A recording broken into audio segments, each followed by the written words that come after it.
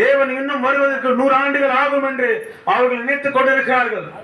நீங்கள் முதலாம் வருகையிலே இயேசு கிறிஸ்து மனிதனாய் வரும்போது பாரம்பரியம் பண்டிகையினாலே அவரை மறந்து போனார்கள். பாரம்பரியம் பண்டிகையினாலே தேவன் அன்னைக்கு அவங்க மத்தியில் இருக்கிறவர்கள் காணாமல் போனார்கள். அன்னைக்கு காண தவறினார்கள். முதலாம் வருகையிலே அன்றைக்கு யாரை எதிர்பார்த்திருந்தார்களோ அது யூத ஜனங்கள் அவரையே மறந்து போனார்கள், அவரையே வெறுத்தார்கள், அவரையே பிசாசு என்று சொன்னார்கள். இன்றைக்கும் அதே நடந்து கொண்டிருக்கிறது. தேவன் இந்த பூமியிலே இருக்கிறார். வேதாசனம் சொல்லுகிறது அவர் நேற்றும் இன்றும் என்றும் மாறாத தேவன் என்று வேதம் சொல்லுகிறது. சகோதர சகோதரியே, அவர் இன்றைக்கும் ஜீவித்துக் கொண்டிருக்கிறார். தேவன் வரப்போகிறார் இல்லை, அவர் இன்றும் இங்குதான் இருக்கிறார். ஆனா அன்னைக்கு இன்று யூத ஜனங்கள் தவறு விட்டது போல இன்னைக்கு அநேக கிறிஸ்தவர்கள் தவறு விடுவார்கள். ஏனென்றால் பண்டிகை பண்டிகை பண்டிகை பாரம்பரியம் பாரம்பரியம் என்று தேவனை மறுதலித்து விட்டார்கள்.